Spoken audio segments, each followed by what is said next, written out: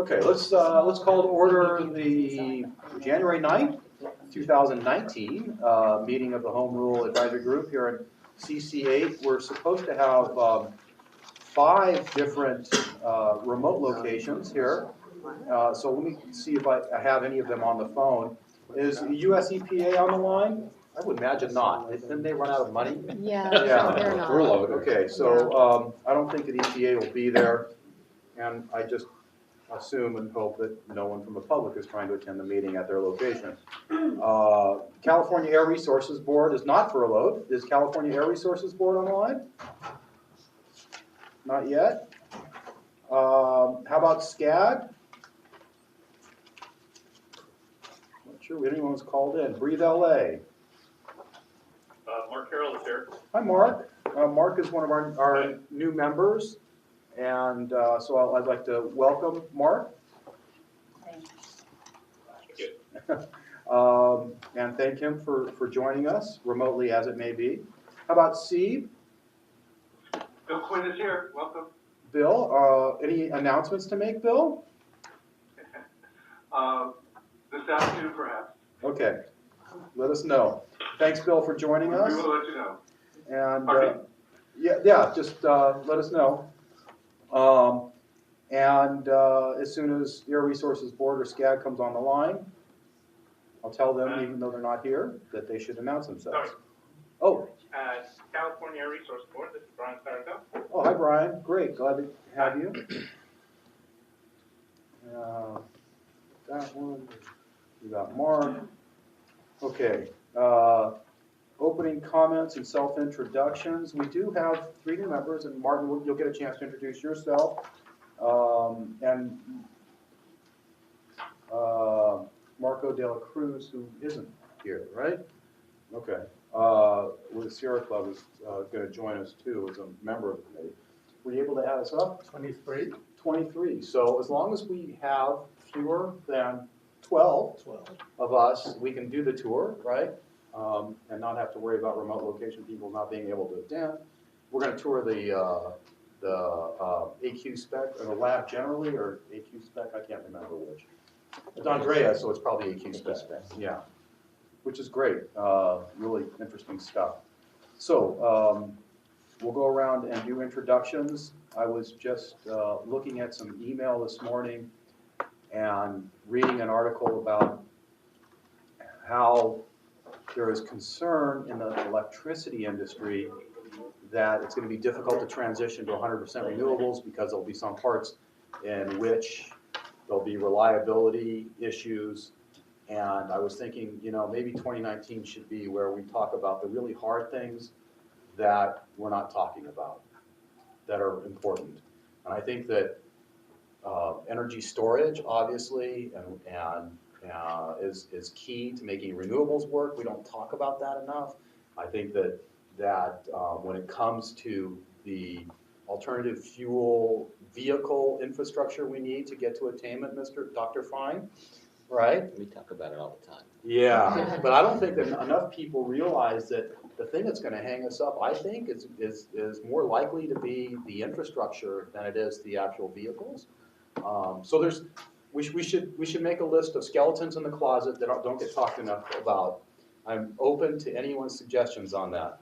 It's on the agenda. It's on the agenda. Okay, it's on the agenda. Anyway, I'm Joe Liu. I'm the governor's appointee to the South Coast AQMD Governing Board. Thank you for coming. We'll go around the room. Philip Fine, Deputy Executive Officer, Planning and Rules Division, AQMD. I'm Jill Wynot, the Chief Operating Officer, and I apologize because I need to leave at 11:20. Jackie Perlita, Air Quality Consultants. Martin Hansberger with Holiday Rock.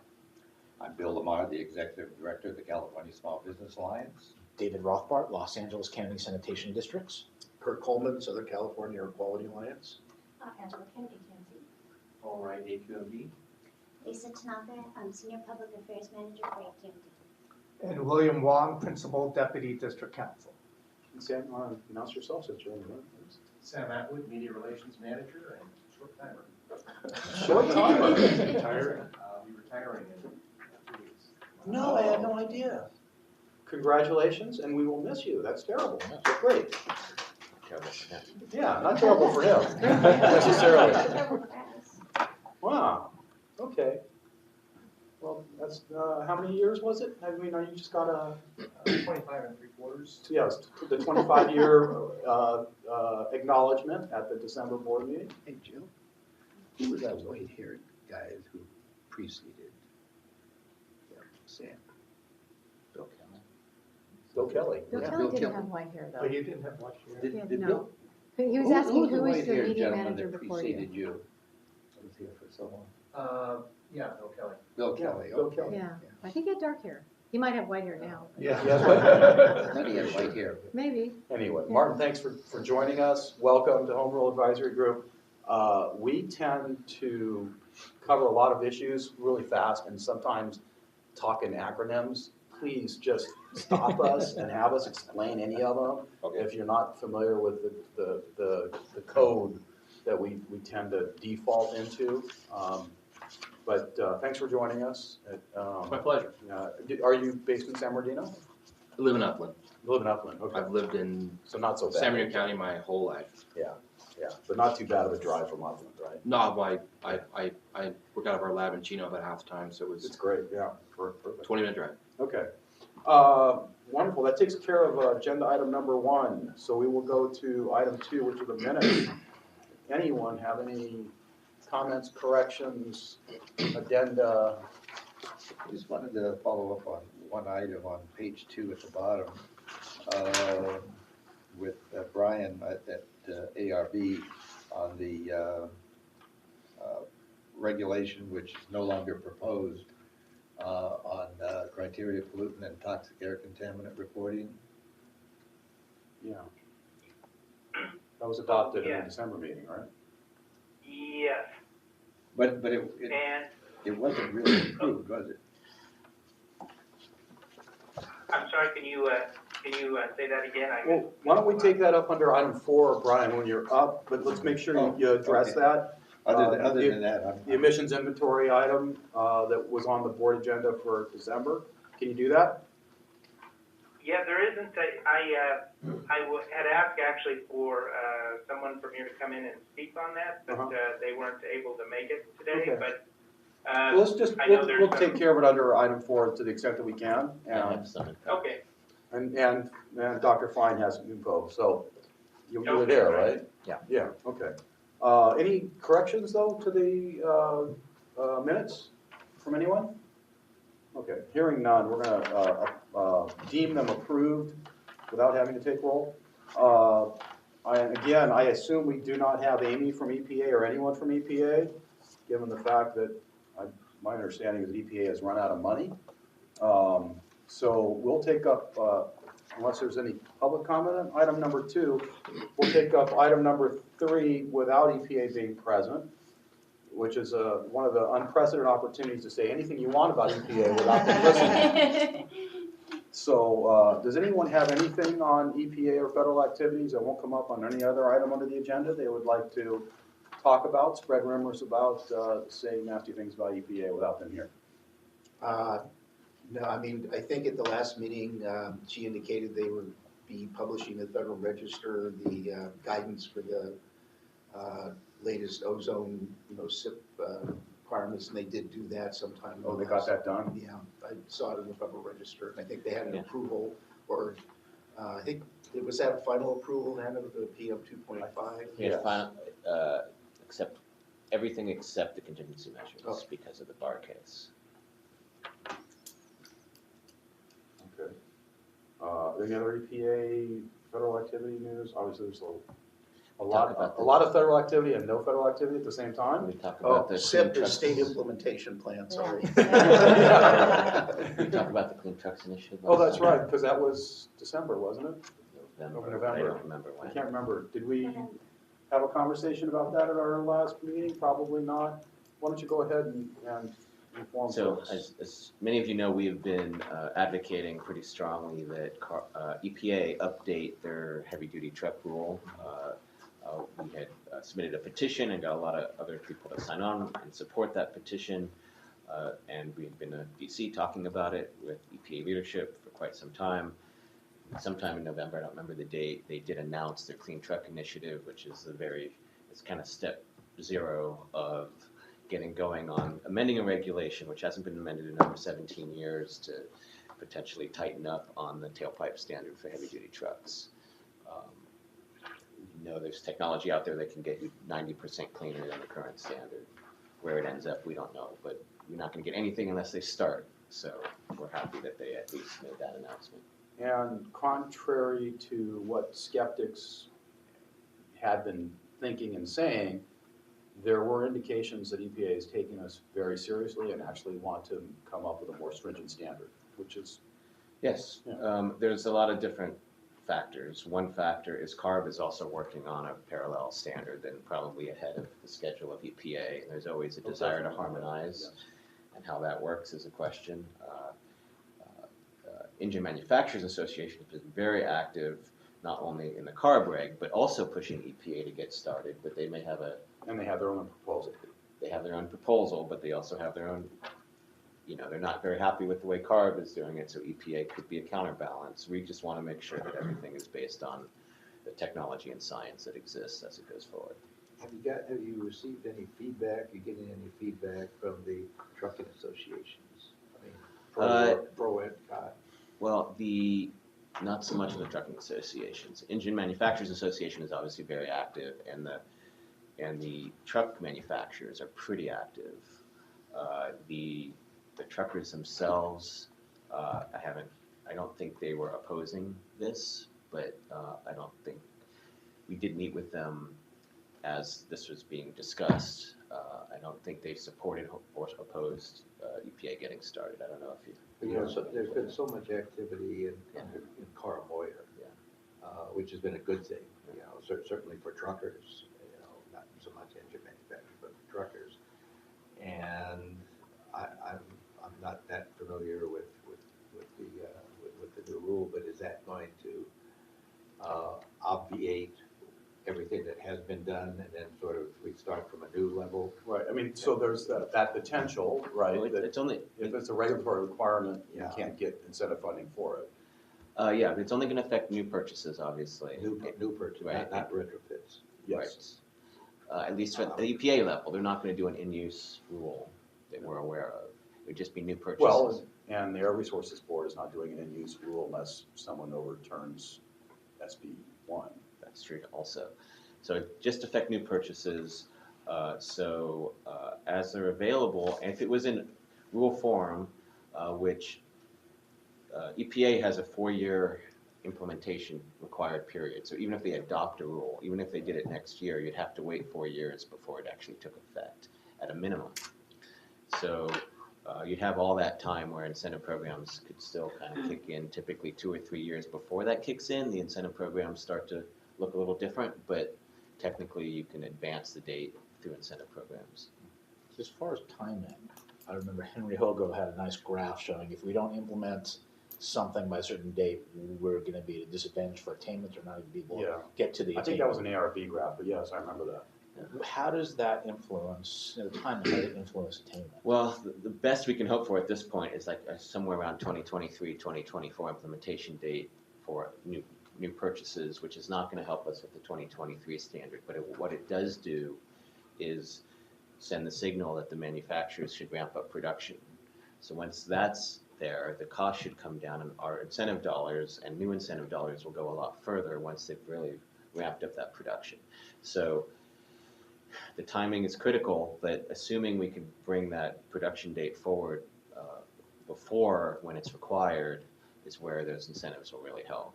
So it's all about the sooner the better. Do you agree that we're having a harder and harder time to get to attainment to the point where you're going to say we're beyond that threshold?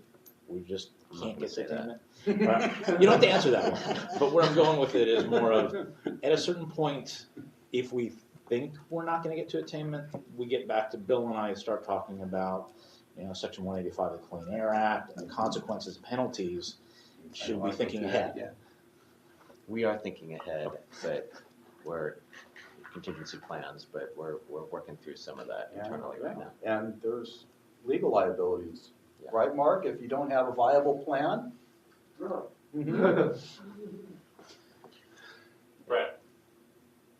So if EPA still remains shut down for the long term, that might be an out for us then. If past 2023, if they're still shut down, I would imagine they would Big not be problems. taking enforcement action against us. But that wouldn't stop someone like Mark Abramowitz from going to federal court and forcing us to. The laws aren't EPA to get suspended there. during a shutdown, Yeah. only the employees. Only employees. Is that something I should put on my task? I hope not, Mark, because in essence, you'll be suing yourself as a real party in interest. So we try to avoid that, remember? Yeah, so far so good. Not always maybe possible, so we'll see. That was interesting. I try to be, the key, the really. Although it was actually not making fun of EPA, it was actually thanking them for taking action instead. The real key, I think, is obviously we have the natural gas engines, at least at 12 liter, eventually maybe 14 or 9 and 15, 12, yeah. 15 liter, it may be close to 0.02. There's issues with natural gas infrastructure across the country. The real key is going to be how low can diesel go, at least for the rest of the country, to have a national standard. That's where it's going to hinge. Yeah, the Southwest Research Institute still working on that question? Yeah, and Cummins, speaking of the manufacturers, announced that they're targeting 0.02 as With diesel. with diesel. I think they can meet it. I like it when the engine manufacturers are competing on how stringent they could promote a standard so that they can have a market advantage, right? So if Cummins gets there and no one else does, they'll have the market advantage. The dynamic's a little different. I think EMA, which is the loudest in this, and most of the engine manufacturers defer to as a trade organization, The largest is engine manufacturer. a bit of a lowest common denominator organization. Yeah. So individual manufacturers might be pushing that to advantage, but as an organization, they're going to be Right. pushing. Would it be something nice that if all of them Cummins can could do. do it and Cummins would push for it? I know that happens in the paint industry with coatings, right? The same thing has happened in the past. Anyway, okay. Any other questions, comments? Anyone on the line want to talk about EPA or federal activities or inactivities? Members of the public? Okay, we can go on to item 4, Brian, which is the CARB regulatory activities update. Right, and for January, there are just 2 items on the board agenda. And the big one is the San Joaquin Valley PM 2.5 plan, and they're going to be considering adoption of that. The board meeting will actually be held in Fresno. And as you can see, there's also, and so that's expected to be the main item. And the only other item is that solid waste collection vehicle regulation, some amendments to that regulation. And as you can see, that's indicated in the calendar. I don't know if Dr. Fine wanted to take up the emissions inventory regulation question. I could try, but your procedures on what's known as a 15-day change, May change things, yes. I'm not sure I can speak to that because I don't understand that. I still don't understand that exactly. But I can speak a little bit to the content of what was adopted or where I think it's headed, but not about the procedure. So, obviously for those who weren't following this, CARB, as part of AB 617, developed a emissions reporting regulation that would apply statewide, and for getting better emissions data into a central database, both toxics and criteria pollutants, and making that data understandable and accessible to the public. That's essentially the goal. And they were doing it to support some of the community-based AB 617 work.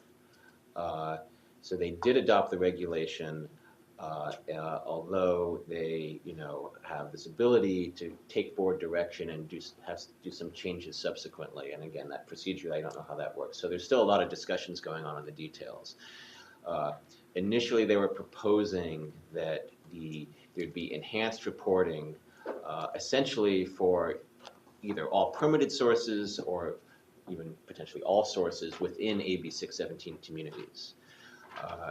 Some of the districts, including us, had some issues with that because it creates some redlining issues, like on one side of the street, you're subject to some requirements, on the other side of the street, you weren't. It puts a lot more weight on defining community boundaries. We don't think that should necessarily trigger regulations or not. So we had made some suggestions towards perhaps, maybe just look at permitted sources for now, but also come up with some thresholds, because we don't want to be spending time collecting and auditing emissions from sources that are so insignificant that it's just a waste of time.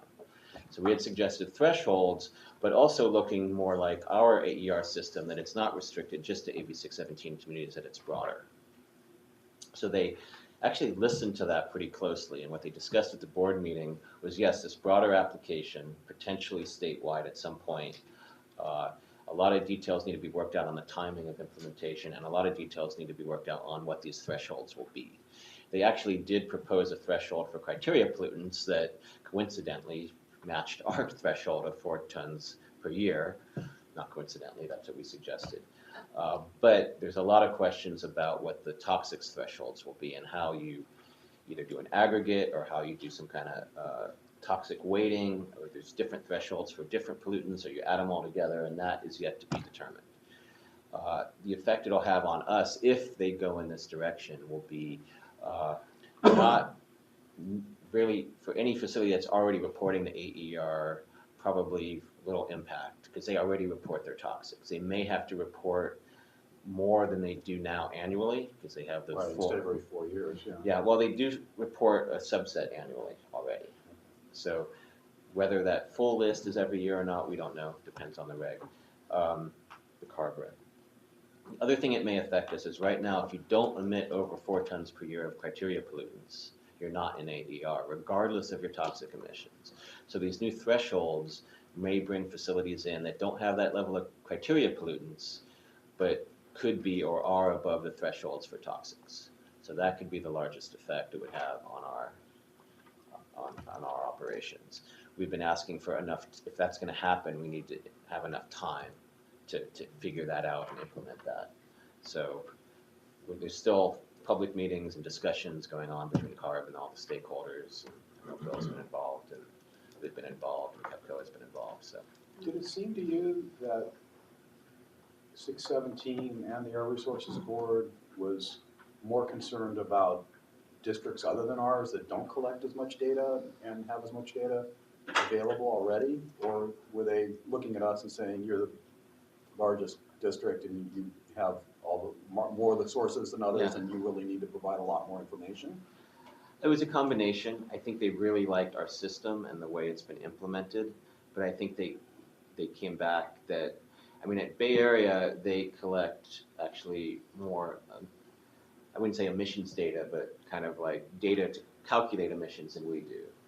Like almost all of their permitted facilities have to submit something that allows the district to calculate their emissions. Oh. And whether the district does that and how that works, I can't speak We to. rely more on self-reporting. Well, they rely on self-reporting, but of emission, they get more throughput data and other data that allows them to calculate emissions. We get the actual emissions data, but we also get the underlying calculations and the throughput data as well. San Joaquin at least claims that they're getting all that same information from their permitted facilities as well, but it's not like it's that publicly available. They don't have our facing AER database like we do, but they say they have it, and I don't know. So when they looked at those other districts and they say, hey, you're already collecting from all permitted sources, they were telling us, well, why don't you collect from all permitted sources? And our response was, well, we have 27,000 permitted sources. We've already looked at what's important. We've narrowed it down so we could be more accurate and more focused on what matters. Don't make us go beyond with no threshold to just do all permitted, because it can be a big job for the 75,000 permits and 27,000 Right. facilities, right? So It's a resource impact as well, and where do you want to spend your time for this important environmental justice program? Do you want to, count little tiny beans that you can get otherwise, and then that would be less people that would be able to do monitoring and emission reduction plans and outreach and other things too, because there was a little bit of funding out of the AB 617 money for improving our emissions reporting system, and AER is annual emissions reporting, if you didn't know that acronym, but nowhere near enough to Do all to permitted do all sources. permitted sources.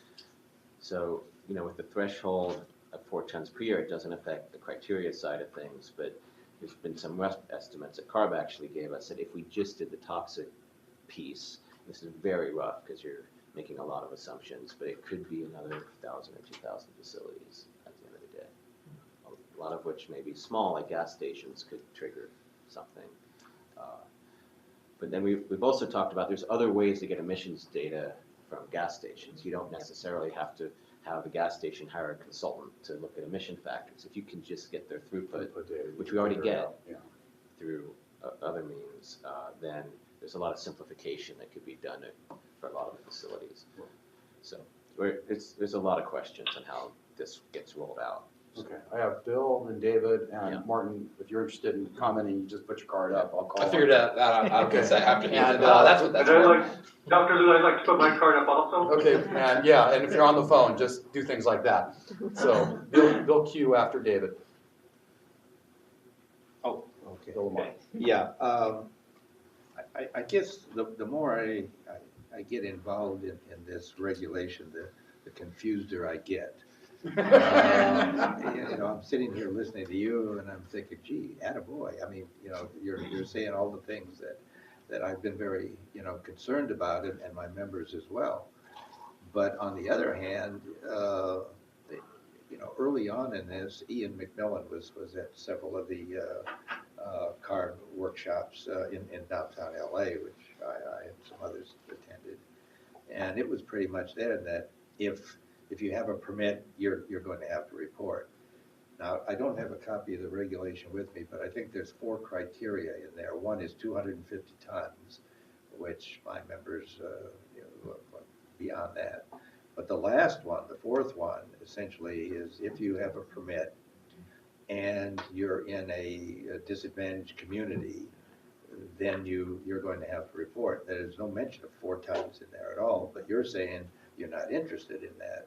Well, that's what they did at their meeting is kind of the board direction. The staff's actually recommendation was kind of to drop that and do more of a threshold approach. And then their board directed Richard Corey, their executive officer, to make some changes or something. And that's, Brian says, it's been approved. Well, I'm not so sure that it is. I mean, what are his changes and when are we going to see them? So I don't know all this. Right, yeah, I'm Brian Kirby. Yeah, I can certainly follow up on that, yeah. So You're right, the 15-day process, my understanding, and I actually listened into the CAPCOA discussion, was that ARB staff has up to a year to finalize the regulation. And so they will take weeks or however long it takes to 50 come up. days is any amount. 15 days once 15 they've days come is- up with. Exactly, the so final they will language. come up with a revised proposal, and then that goes out for a 15-day public review period. So that's why it's called a 15-day change So process. there's another public. There will be another public review of that, and then the executive officer has the ability, CARB's executive officer has the ability to finalize the regulation. So it does not necessarily have to go back to the CARB board. Now, they will look at it and see if it's really different than what the board direction was, then it will go back to the CARB board, but that is what their process is. Now, he can't approve will he approve the regulation after this next comment period? Yes. Not during it or. Oh, it can't be before. Yeah. But it they has go to through that 15 process. days, yeah. They may make some changes after that, and then they have the ability to do it. I don't think that they intend to take anywhere near a year. Yeah. I think they'll do it as quickly as possible. I've heard But- April timeframe. Because I agree wholeheartedly with earlier comments you made about, and I think you did too, about some of these emissions are just so insignificant. And I think we're beginning the, is it the accrual of emissions information from these facilities?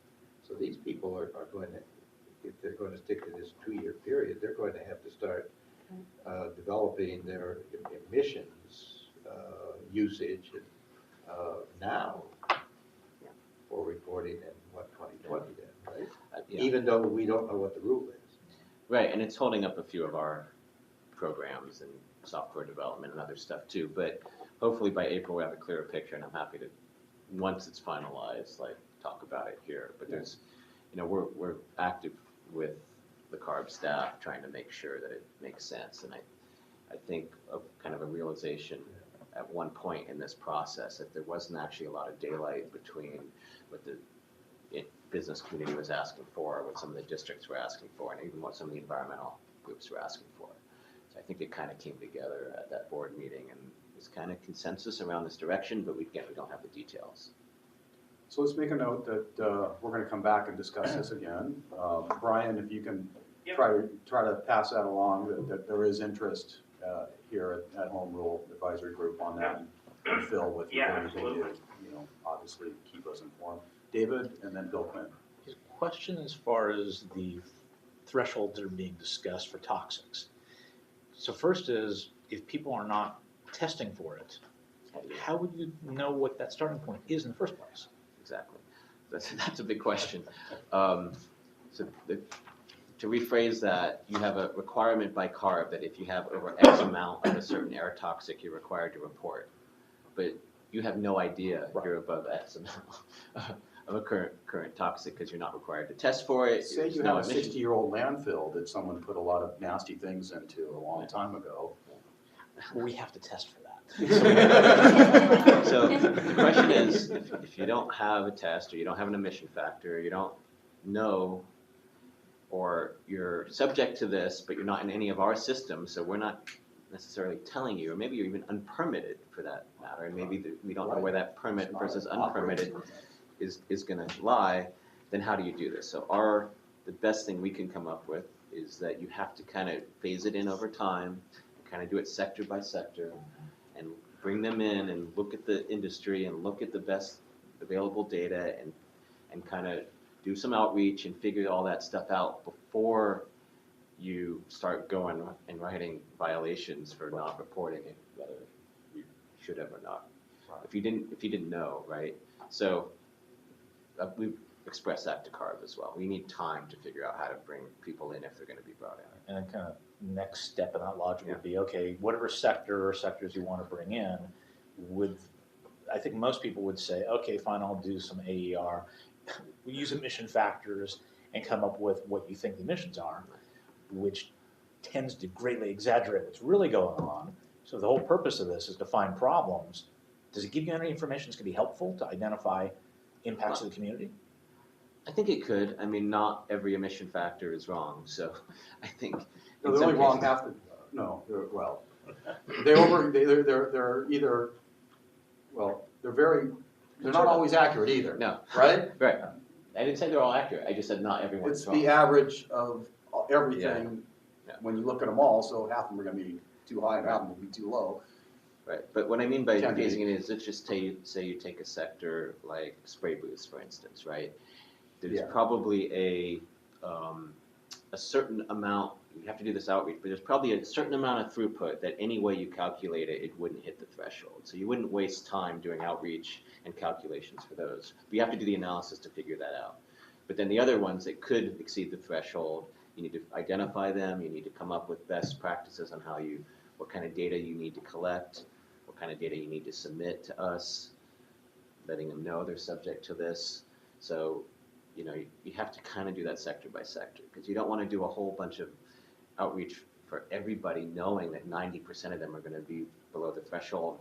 No matter what you do, you need to do that work to figure out where you're going to focus, right? Just thinking on both sides of the table as far as your resources and how much money businesses need to spend figuring this out.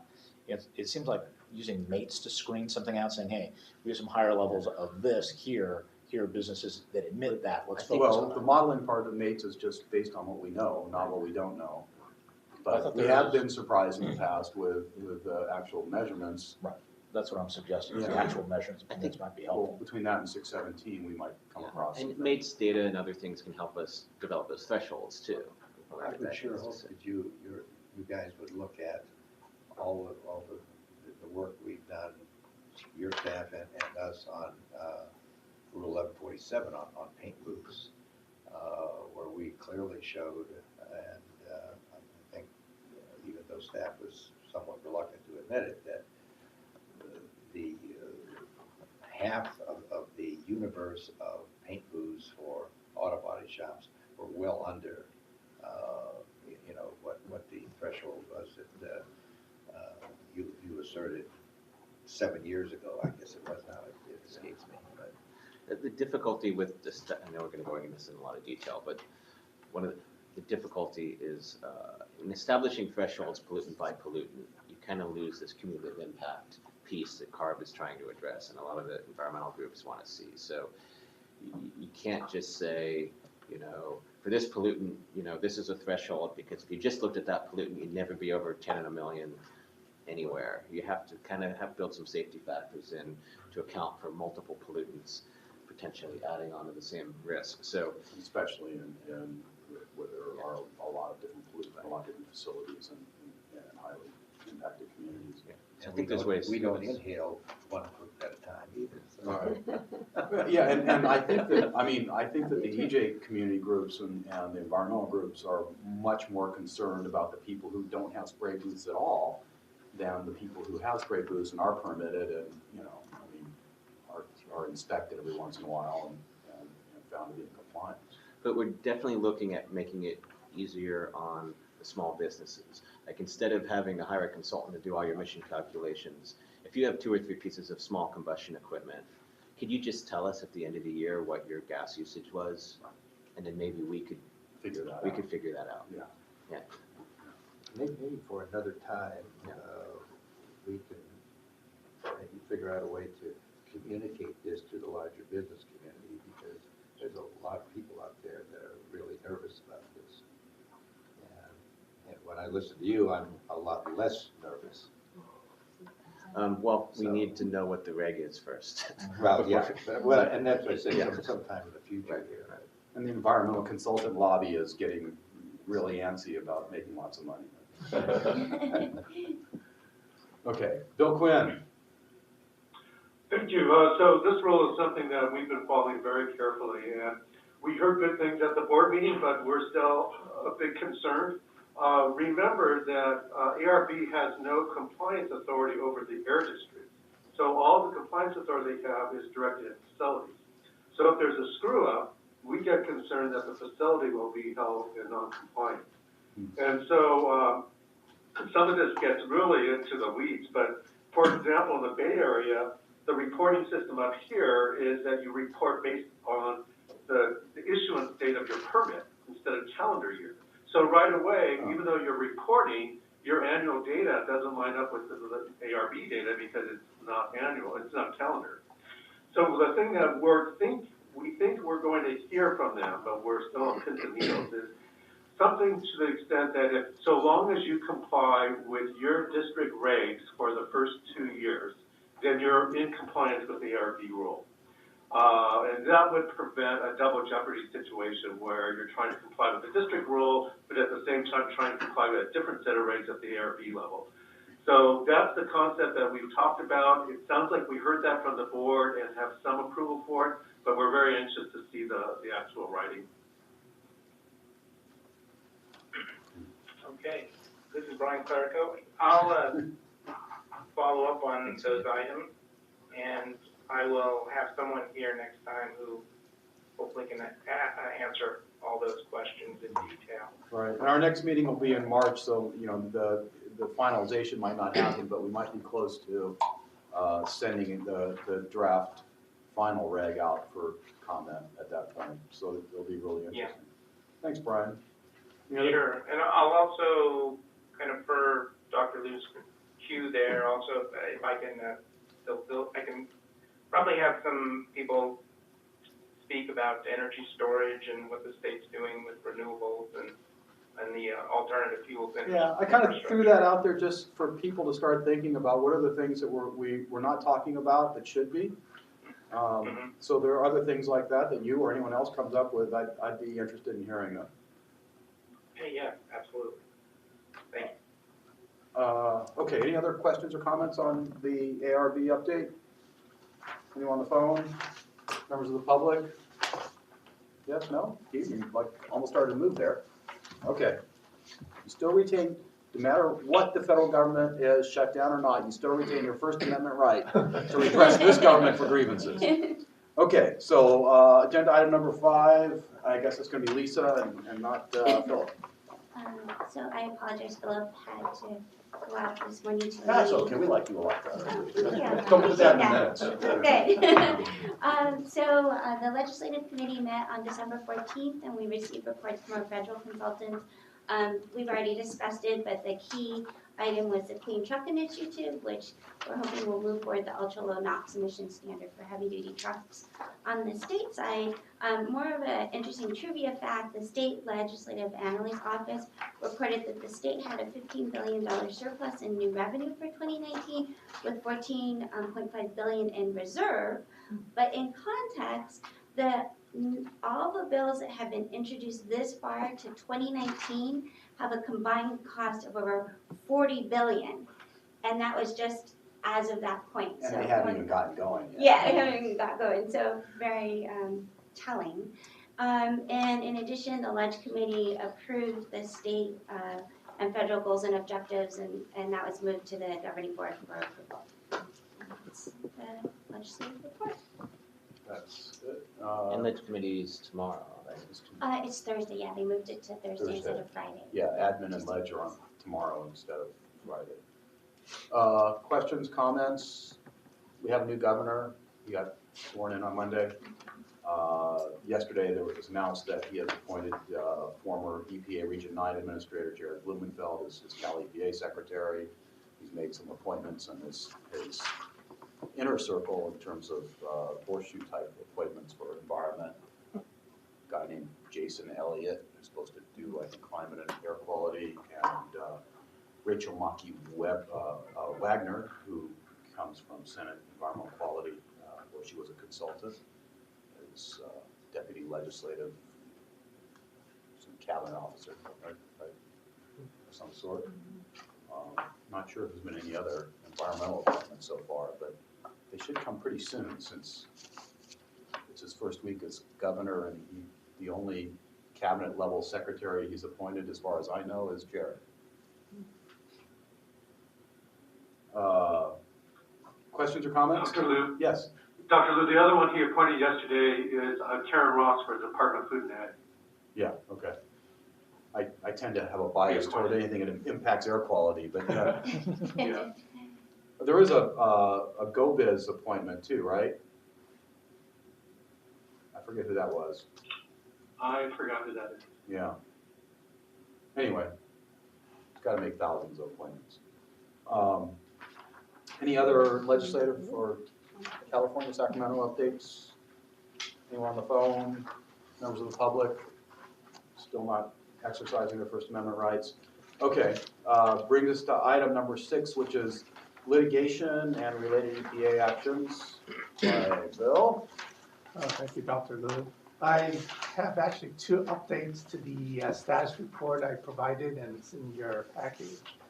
The 2 updates are for case number 3, it's Communities for a Better Environment versus SCAQMD. And we had indicated that petitioners had until December 23rd to file an appeal. They have filed an appeal, and I believe that appeal was filed on December 21st. In addition, for case number 4, SCAQMD versus Anaplex, while we are still in settlement negotiations, we are getting close to settlement. We have not reached anything final, but we are close to settling that. And that's it for the report. I'm here to answer any questions if you have any. Are they, Anaplex, are they in operation? Or Yes, they're still in operation. They are. Yes. And Aerocraft, what about them? So they're still in operation.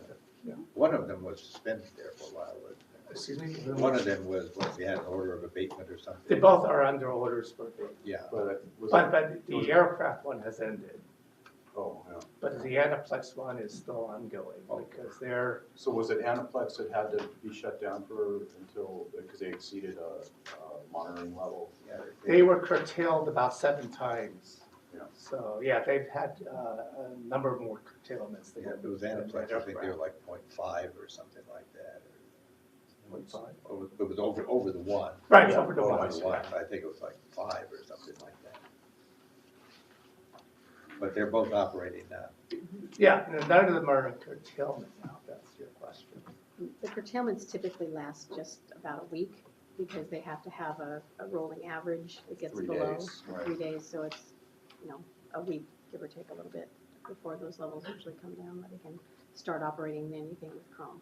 It doesn't shut them down completely. They can do anything that's not related to chromium emissions, but they're pretty significant economically for the companies when they have to do that. Okay. Great, thanks, Bill. Any questions or comments from anyone else? Phone, members of the public? This is Mark Carroll. Yeah, Mark, go ahead. On case number 2, it's the date of the memo, Bill, that you prepared was the 18th, but the status conference mentioned was the 21st. Is there an update on the status of that litigation? Oh, Which case was this? case number Top Shelf. 2. I do not have an update on the Top status. Top Shelf, right, Top Shelf versus, SCAQMD versus Top Shelf, right. I don't have an update, I'll see if I can get one, but I do not have an update on that, sorry. Can I take a look real quick? Sure.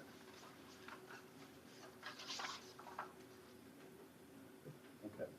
Yeah, I thought things had changed a little bit, but that's okay. We'll figure that out and let everybody know at the next meeting. Okay, thanks, Mark. Any other questions or comments? Okay, that brings us to subcommittee status reports. The first one is supposed to be freight sustainability. Again, it's not here. So I'm not sure if we have any updates on 7A. Does anyone have anything on freight sustainability they'd like to add? I believe that there was a CAP update meeting at the ports. There was the first update, was it a feasibility update or what do they call it? Tech assessment. Tech assessment was issued and prepared by Gladstein Anderson Associates. Interesting reading if you'd like to know the current status and outlooks for alternative fuel technology in the drayage truck world. And that's all I can think of. Do you think of anything else? No, I couldn't make that meeting, so I don't have any details. Yeah, I didn't go to it either, but I did get a copy of the report. I still serve on the advisory group, the ports advisory group, and that, I can't remember, it's been a while, it's maybe 6 weeks ago. So we'll continue to work on things. Small business considerations, Mr. Lamar?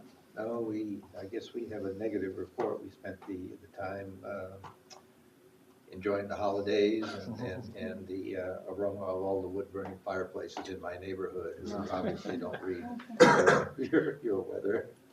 You can call 1-800-CUT-SMOG and Rat them out. My neighbors, Yeah, we encourage people to do that. Normally when you say I have a negative report, it means something completely different, so we'll take that one.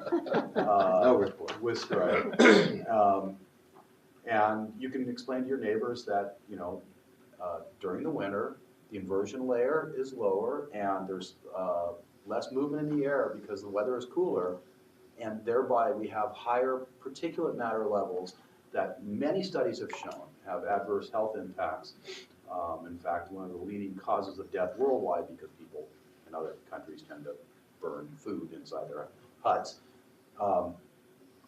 And that while smog is a problem during the summer, PM is really a problem during the winter. That's why we have these curtailment requirements for burning in their fireplace, and it would be nice if they didn't do it. I'm just wondering what the reaction was going to be if and when the first house gets An NOV from you, yeah, based on you. Yeah, I think that's gonna be the third rail of enforcement, I don't know. We've issued, there's been some NOVs issued, right? Have you issued some? NOVs issued.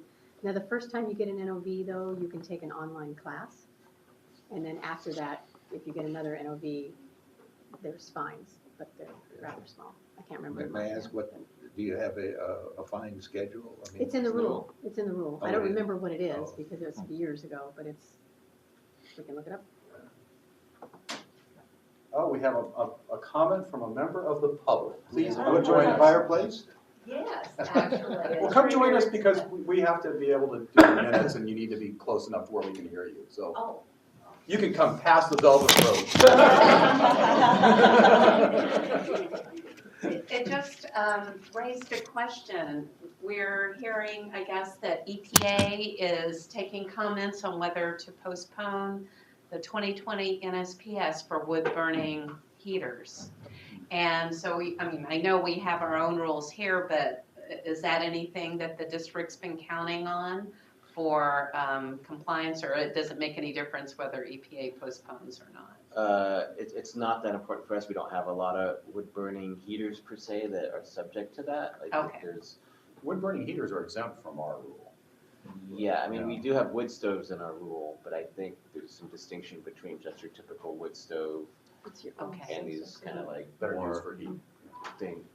Like if you live on the East Coast and wood is your primary fuel, like you get more, sometimes you'll get more than just a typical little wood stove you put in the corner of your house. So that's what those things are. I don't think it's applying to the wood stove. There are wood stove NSPSs, but I think that's a separate reg, but I'd have to double check. Okay, Yeah. I was just wondering, someone had asked, is that going to be an issue of, maybe small magnitude here, but sounds It's like probably nothing to worry about. I think we're still relying upon the weather to reach attainment of our PEs. So if you would like, I have the penalty structure. Oh, the penalty structure, let's hear Rule it. 445, so a first-time violator during each wood-burning season, you take this online course or pay $50. The second time during each wood-burning season, it's $150, or you install and show us proof that you've got a dedicated gaseous-fired fireplace within 90 days of the NOV. And then the third time in the same season, $500 or an environmental beneficial project through the mutual settlement process. And it's each season. So you should make door hangers for your neighbors. We actually are doing that. Sam's got a program with. On his way out, he's gonna hang pilot. all these, for the 17 million residents of this Yeah. I'm South comfortable in my neighborhood. You're looking to make enemies. Yeah. Just put Bill's name on the bottom. Yeah. Yours truly, Bill Lamar.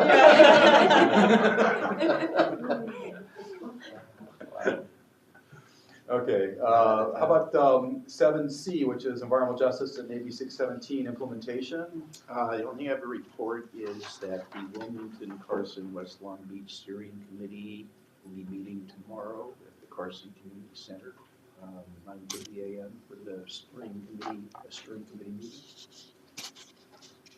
And we have the other ones scheduled too? Yeah, we've actually picked dates for the entire year. Yeah, so they start meeting monthly, right? Monthly, 3 communities, 3 meetings a month for the entire year. That's why we hired all those staff. Is that scheduled outside? Haven't hired them yet. Well, the Position. process of hiring all those Should be on our staff. website. There's a question whether or not the schedule is out for the year. Just the first, I think just the first Yeah. 3, and they're working on finalizing the following ones. The web updates will be done today, so I can get them. We have been made aware of possible conflicts between reclaim working groups and these steering committee meetings. We made an accommodation this week. Going forward, we're gonna try to avoid that. Thank you for that. Thank you. I thought I could miss one of these. And then I also wanted to add, conflict with board committee meetings. I'm gonna be in Carson. And I'm actually not gonna make the reclaim meeting on Friday because I'll be on a plane in China. And they are on YouTube, I guess it is, right? Or Facebook. Facebook Live. Facebook Live. Facebook Live. Yes. We also have a Martin Luther King event coming up on January 19th at 11 o'clock in Los That's right. Angeles. Still room? I think it's pretty full. Pretty full. They're oversubscribed, they have a wait list. Oh, wow. Very popular. Okay. And that's, as far as I know, that's all the information. Kurt, anything else? Nope. Okay. Climate change activities, David? You have anything? Interesting article in several news outlets that I thought was interesting regarding climate change. They're trying to estimate U.S. emissions for 2018 and estimating CO2 emissions increased by 3.4%. And this is the second largest annual gain in more than 2 decades, only surpassed by 2010 when the economy bounced back. And you start looking into kind of where this is derived from. It's interesting that the analysis is showing that a lot of the increase they're showing is coming from the building industry. And that's really coming from residential and commercial buildings and sources such as fuel oil, diesel, and natural gas, heating and cooking. And because of the weather, the cold weather, it's probably increasing the utilization. But bottom line with what's being discussed in these articles is if you're trying to meet the Paris Agreement target, it's getting harder and harder to meet that if the emissions are going up. So that's rather interesting. And still looking to see what our new governor's position is on climate change. I'm not quite sure what that is yet, but we'll keep our ear to the ground. I think he made a campaign pledge that was pretty good on that, but I'd have to go take a look at it. The other interesting thing too, I think that light-duty vehicles was down 0.1%. Mm-hmm. The transportation is an interesting dynamic on where everything is. It's interesting where the sector is going and overall what the emissions look like and where it's coming from.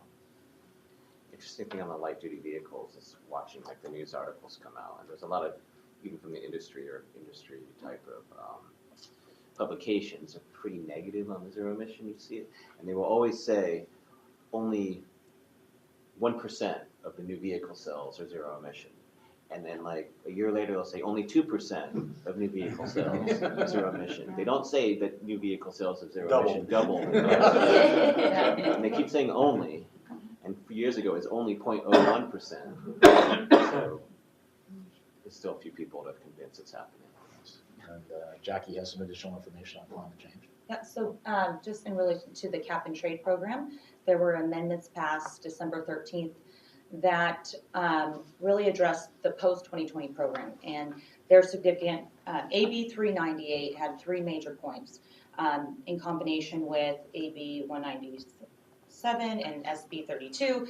They all were the legislative framework to have cap and trade extended and have the new goals to 40% below 1990 levels by 2030. So in this AB 398 was the 3 points that are important that were passed. They established a price ceiling in the market, and they set aside a certain volume of credits that would be available at another price for entities should they not be able to get them in the secondary market. And then they reduced the amount of offsets, offsets are important in the program because they're insurance mechanism essentially that there would be additional compliance instruments outside the cap. So they reduced, so offset usage was reduced from 8% to 4% in the first part of the program, to then 6% from 2025 to 2030. They set a price ceiling that will be $65 per ton in 2021, increasing at CPI plus 5%. So if you look at this, and the price ceiling means that there should be there should not be any metric ton purchase in the market or through any auction above this price. And if you look at it at 5%, assuming no CPI, we're looking at about $100 a ton in 2030. If you assume 2% CPI, we're about $120. So it's a significant cost if we get to that. The price floor of the auction is important as well to understand. This is a minimum price you should ever pay in a healthy market that's oversupplied. We're looking at, it should be somewhere between $28 and $35 in 2030. So why it's important is this is your kind of your price floor and your price ceiling. somewhere in between there is where the price per ton is going to be for industrials and for the compliance entities. The thought is looking at all of the emissions data, and unless there's some massive change in our energy infrastructure, there is battery storage or renewables can come on and be more reliable and all those things, is that we're going to exceed what's in the market or the allowances available somewhere around 2028. So we get very close to that price ceiling and those prices. So it'll be very interesting in the next decade to see what happens with this program, because to date, prices have maintained themselves to be relatively low towards the price floor because we've had an oversupplied market. And that is very likely going to change unless something drastic changes with our emissions profile within the state in the coming years. So it's really set up some interesting price signals for the program moving forward. What's the floor price now? It's like $15.62 for 2019. Yeah.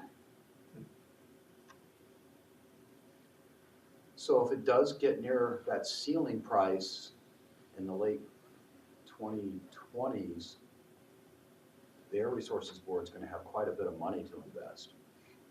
Yes, I mean, so it will be very interesting. The consequences, you know, my consulting and generally work with the industrial, so the consequences to them when we get that price per ton is significant. And yes, the Air Resources Board through their, the main mechanism that the allowances get to the market is through the auction. And so when those prices get to that point, industrials are going to have to pay that price. They're going to need them for compliance, and the proceeds, yes, there will be a significant amount of money that ARB will have at that point. Or a better outcome is they see that price signal and the investments made. Right, there's absolutely, and if they can and change ovens and all that stuff, they do. Are there good analyses showing opportunities to reduce greenhouse gas emissions to avoid the upper ceiling on the cap and trade prices? You know, it's so interesting because there's so many different industries involved. Once you exceed that 25,000 metric ton threshold, there's you know, food manufacturing, energy, importers, propane, you know, I think that, I mean, as technology gets better and better and low NOx burners, I don't know if they use less gas, but I think it's difficult. But at a certain price point, it's definitely an incentive, right, to change your behavior. But so it'll be interesting to see what happens here in the next 8 years or so. My folks are nowhere near 25,000. Okay. Any questions or comments on any of these subcommittee status reports? Dr. Liu, this is Rongsheng SCAG. I have one quick question for David. And I also read that article about the national CO2 emission going up. Do you have any information about California last year? I don't have that in front of me. I'd have to go and look it up for California versus the national rates. Thank you. Okay. Any other questions or comments? Where's the public? Okay. Item 8 is Dr. Fine reporting from and to Stationary Source Committee. Yeah, so January has not been finalized yet, so I am not going to speak to what's on the agenda there. It'll be out. Will we be meeting because Mobile Source was canceled? Yes, Stationary will be meeting. Okay, that's good to know. At least as of today. But the agenda has not, got final approval. But just from December, we heard again 1118.1, which did pass our board last week. We also got an update on 1403, the amendments to the asbestos rule, which is now scheduled for a February hearing. There was a working group, I believe, yesterday. Have the issues been resolved? I think most of the issues with the utilities on the notifications are resolved. I don't think everyone's thrilled, but I think we're about there.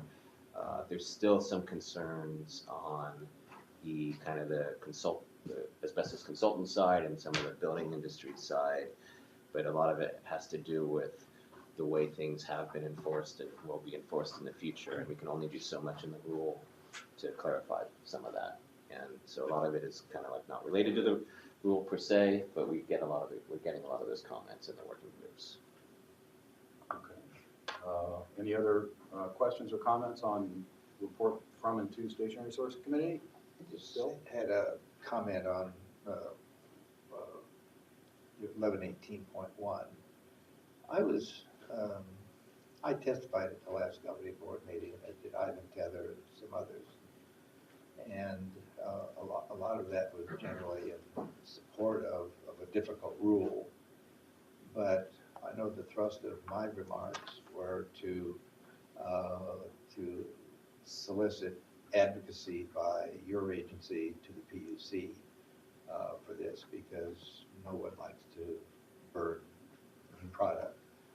And Wayne made kind of scrunched up his face and said, well, gee, I don't think, we want to advocate to another agency or to the PUC. And I didn't understand that, and I know we're not open to debate at board meetings, but why not? I mean, I know you can't ask for money or things like this, but this would, to me, if that advocacy could go forward and do some good, the environment would benefit from it as well as end users here too. I think, I didn't get that from Wayne's comments. I think what was decided was that we would, and I was going to perhaps bring it up. He mentioned the through your lobbyists or something, but.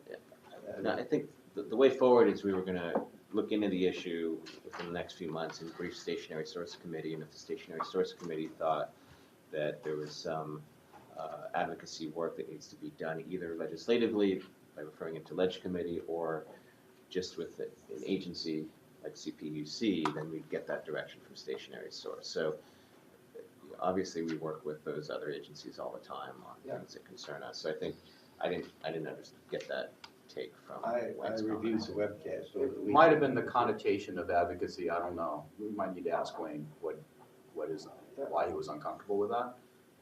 But I did notice that too. But I agree with you, Bill. I think, and that's why I asked that we follow up on that request and have a conversation about it.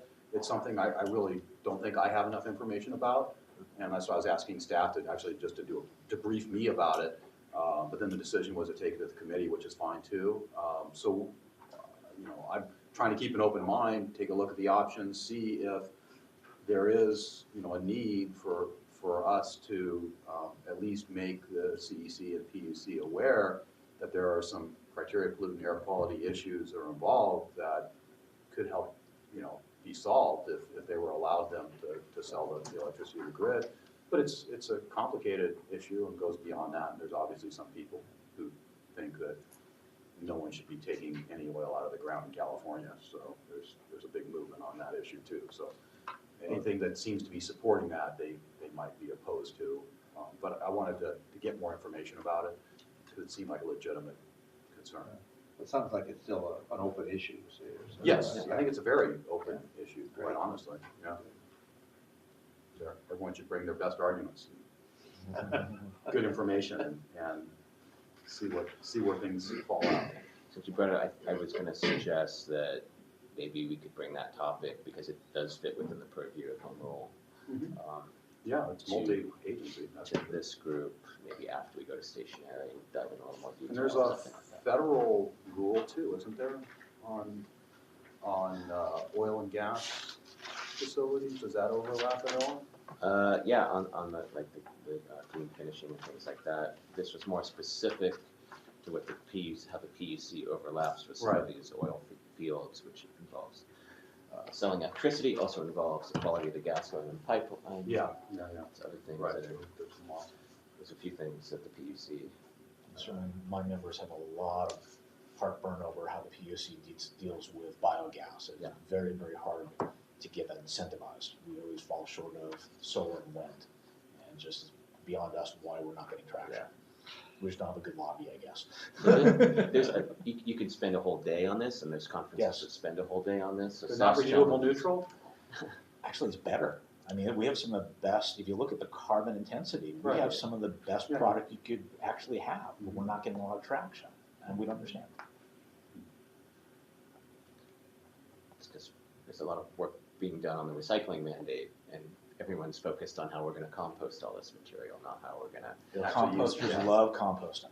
I'm in the middle, I do both, so I can be a little more objective. You want your cake, you're gonna eat it too and share it with everybody else.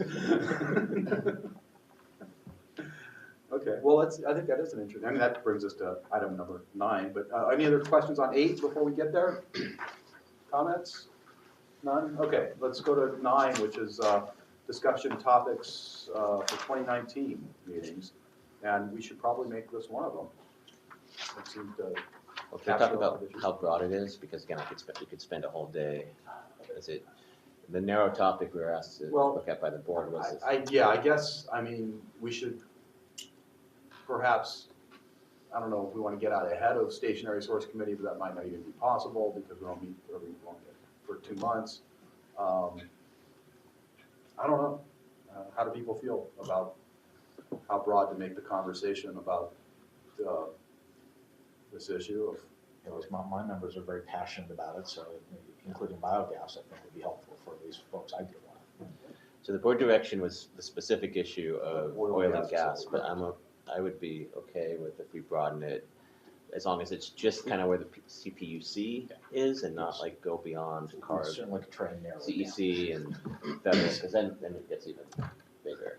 So we can cover that in multiple days. I just want to get into one presentation. Let's defer to what you can get in a reasonable amount of time for a good conversation. Okay. CPUC and waste gas utilization. How's that? Right.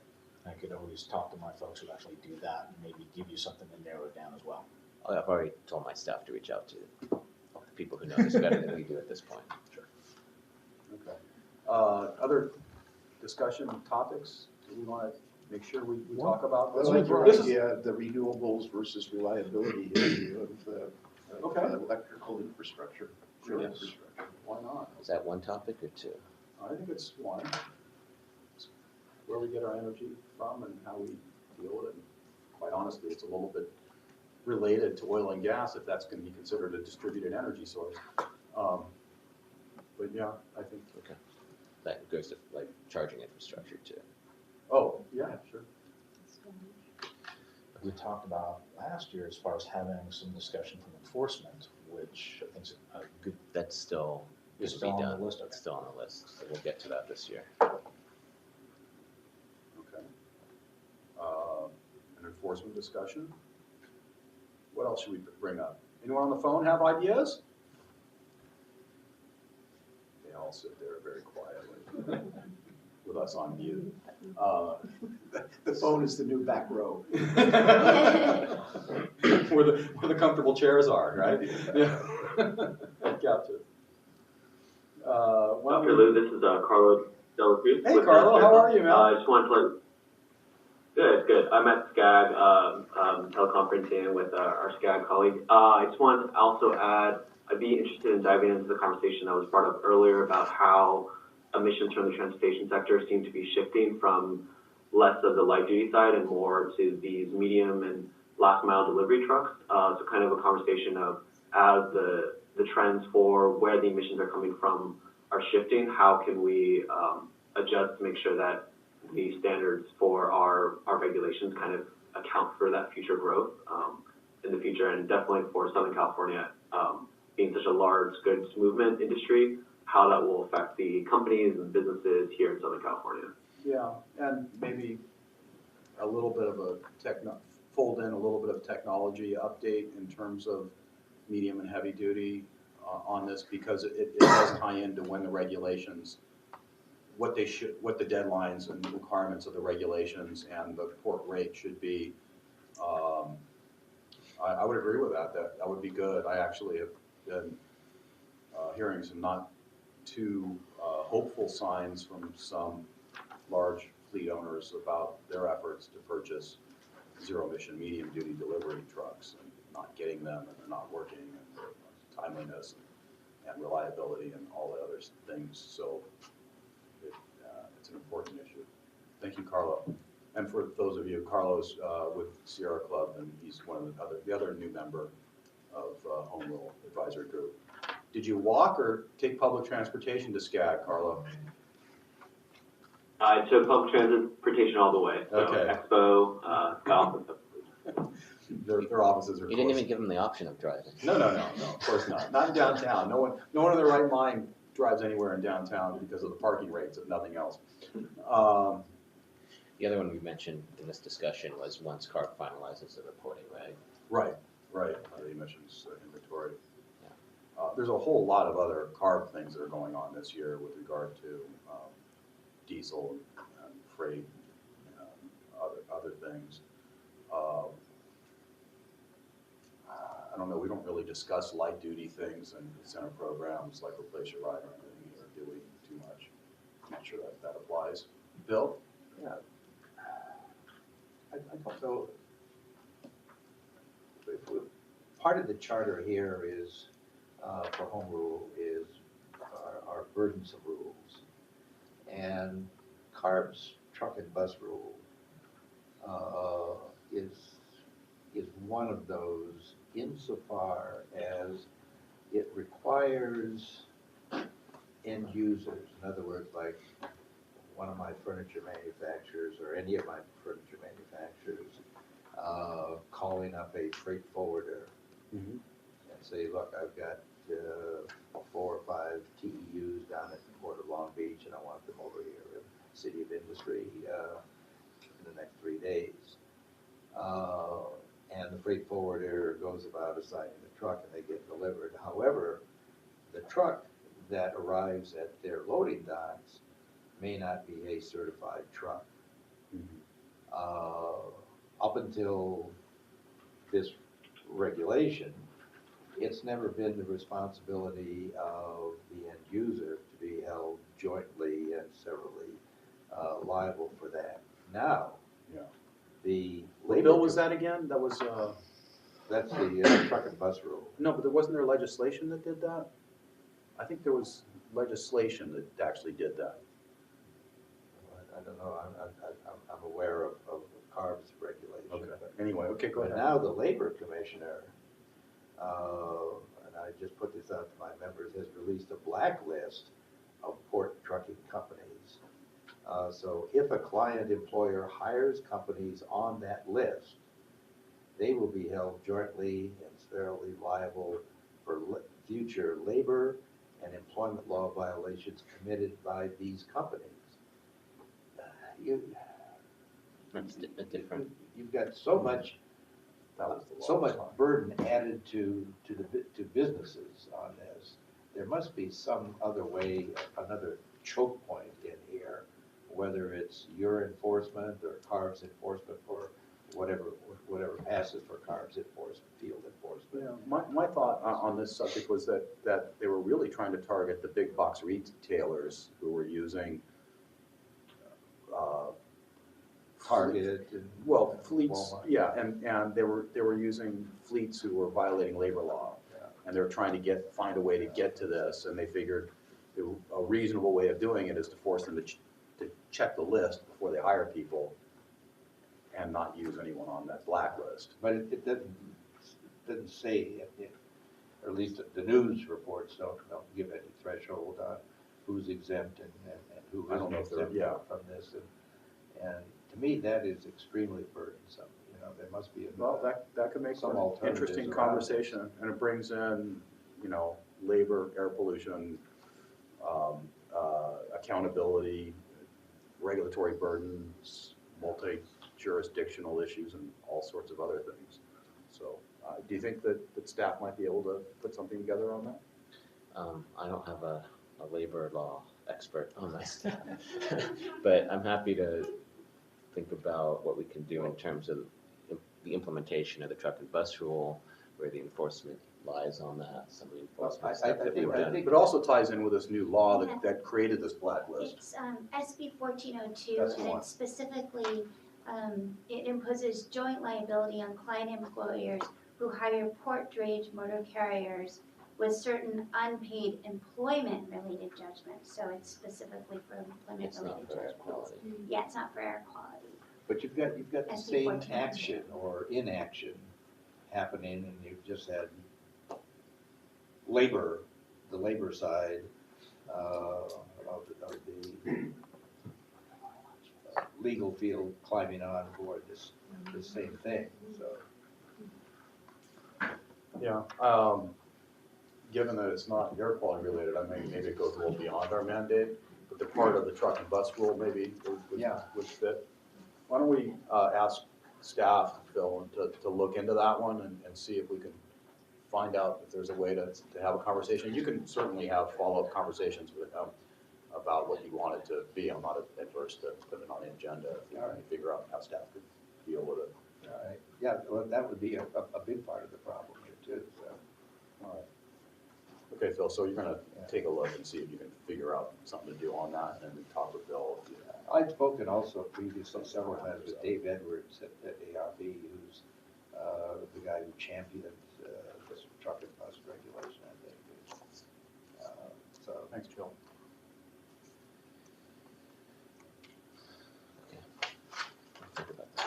Okay. Anyone, members of the public, have anything that they would like to make sure we have a conversation about this year? No? Surprising. Oh, yes, we do. Happy New Year, everyone. Board member Lou. Or board member Rita, somebody called me the other day. Which school district is it? It's the San Bernardino County Board of Education Area B. I recently got elected, for those of you who She's haven't elected, heard. the honorable Yeah, I guess so. Rita Lou. Representing the cities of Rancho, Ontario, Montclair, Mount Baldy, and parts of Montana. So anyways, Happy New Year to everybody. Rita Lou, Director of Environmental Affairs for RadTech. And just wanted to point out that Rule 1106, Marine Coatings, is coming up. And we have an interest in that rule. So I haven't seen the language yet, but we had strong objections last time that rule came up due to the large amounts of red tape that it required without little benefit, no benefit whatsoever to the environment. So I don't know what this new proposal looks like. We're waiting to see. They're going to have a public workshop, and staff has already reached out to me, and I appreciate that. But we do have some angst and concern over the proposal coming up again. And so we'll keep this group posted on that, and we'll certainly going to be looking out for our industry. I heard the discussion earlier on the way in. I was listening to the discussion on the new ARB regulation, and that's kind of the same thing. Why would we want to put all this time and energy in making our people tell you who their suppliers are, who their distributors are, when we're coming in and we're giving you emission reductions above and beyond what you can have in the books today? So it acts as a disincentive for green jobs in Southern California. So we're going to be monitoring the ARB proposal as well, and I really thank Bill for his work on that front. And we'll be submitting comments on that, but it's basically the same thing. Right. Thank you. And is 1106 coming to stationary source committee? I don't think yet. I think it may get Or is it delayed. considered a mobile source because of the boat? No. It's stationary, but I think we're looking at delaying it a month or two already from the original board calendar. So If I remember it's not correctly, this came up to the board at one point, and it's a downtown a few years ago. Yes, that was an odd day. I think the objection was that there were no emission reductions tied to it, only daily We gas. still have the same clarity issues in the rule where we're getting a lot of non-compliance, not from your clients, but It's also a so we need to clean some things up. requirement that we adopted, I believe. There's one piece that has a rat issue, so yeah. So we committed then, even though the board didn't pass it, to work with you and come back, so that's what we're doing, even though it's, 3 years later. Yeah, Other priorities. We don't mind the Some board delay in members this instance. Yeah. There are some delays that I mind. In this instance, we do not mind the delay. Yeah, 'cause our people have no problems, really. I mean, we can basically comply, but it's gonna be with the limits in the rule, which is what you want, because you want to get some air quality reduction. So if you're at 200, 300, there's some categories in the rule at 800, as I recall, and we're coming in with less than 50, then we're giving you an air quality benefit.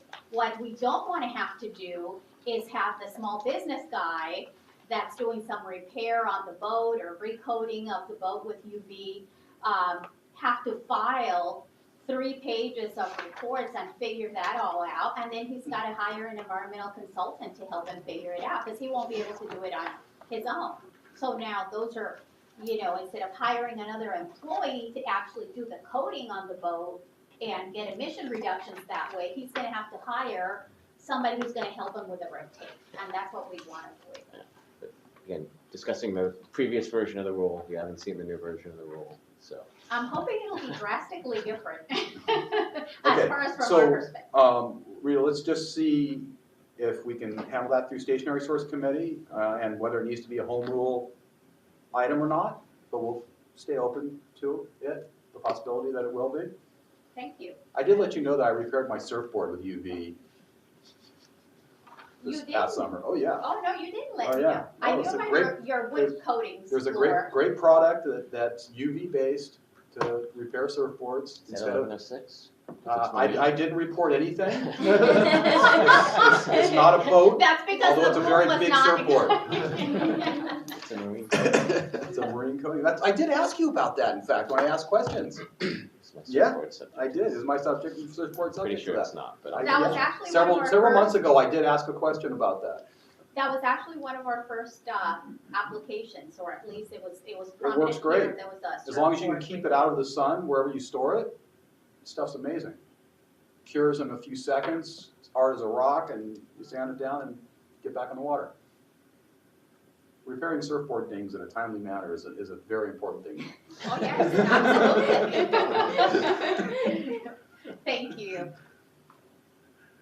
Okay, any other suggestions for topics for 2019 on the phone, members of the public? Okay, we asked for lunch to be here at 11:30. It's not here yet. It's right. It's right out there? Okay, we should bring it in. Anyone have any other business on items that were not on the agenda?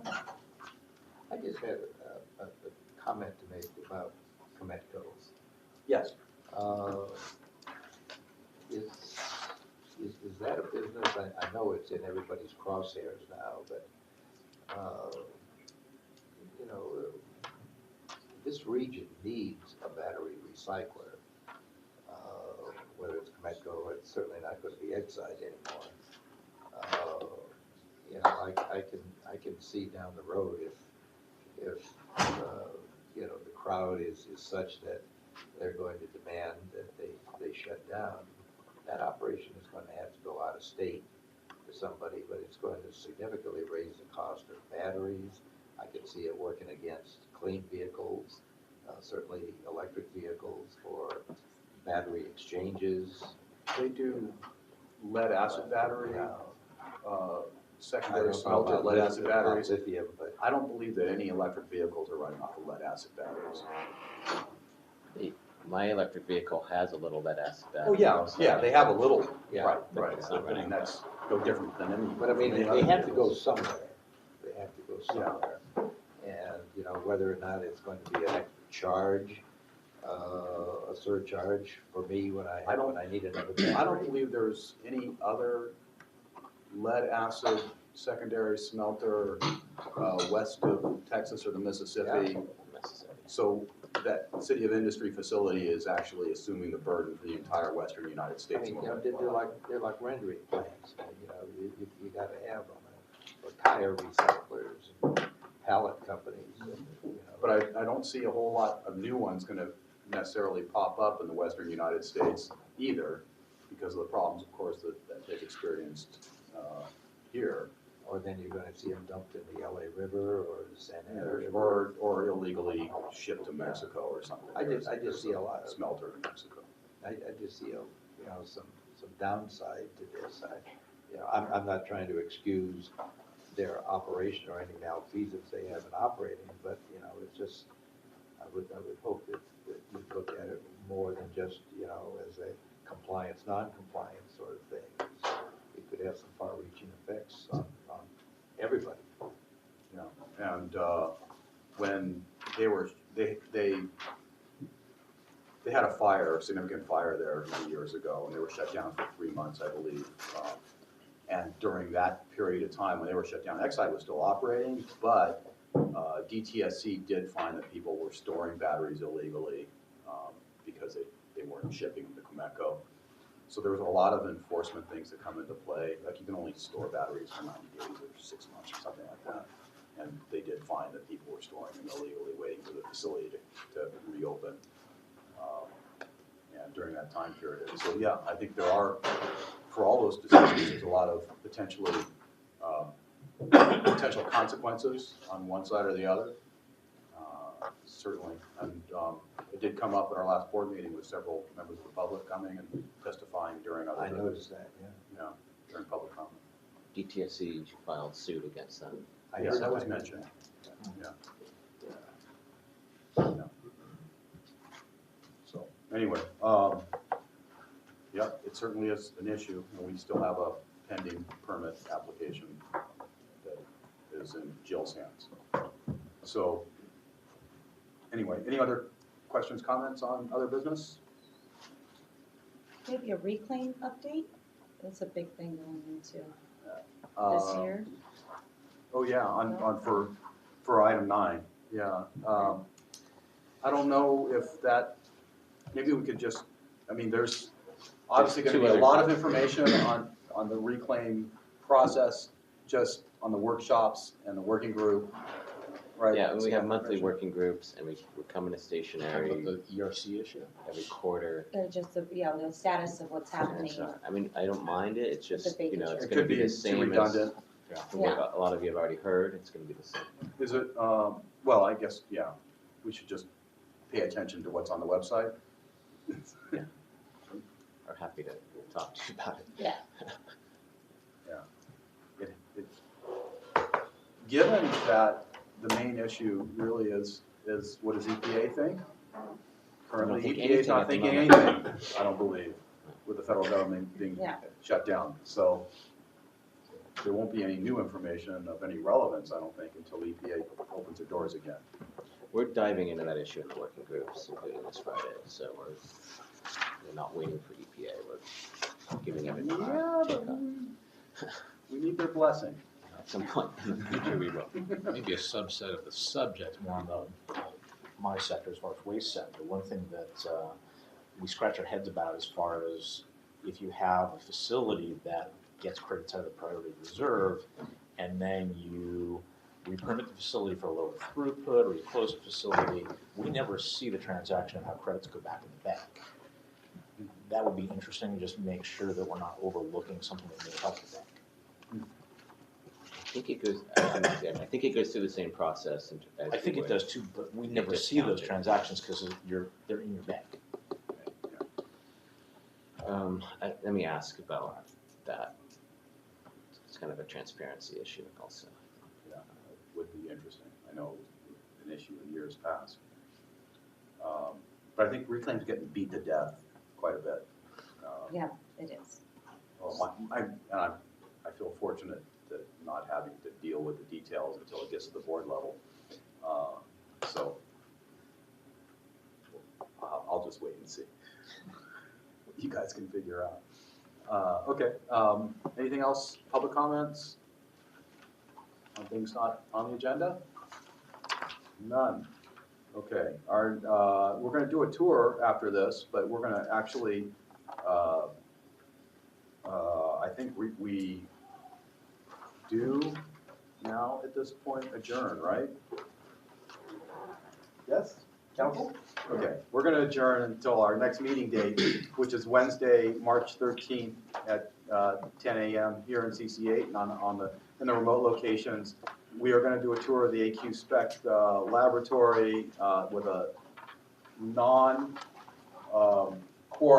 of the Home Rule Advisory Group. So our lobster and fettuccine and top sirloin steak is ready for us here. For all you people that joined us by phone, I'm sorry you can't join us for lunch. And thank you for being on the phone, and we'll talk to you next time. hang out before they hear the dog. Thank you. Bye. Happy New Year. Are we gonna go on lunch first, then the tour? or- Yeah, let's do lunch first. Okay. When is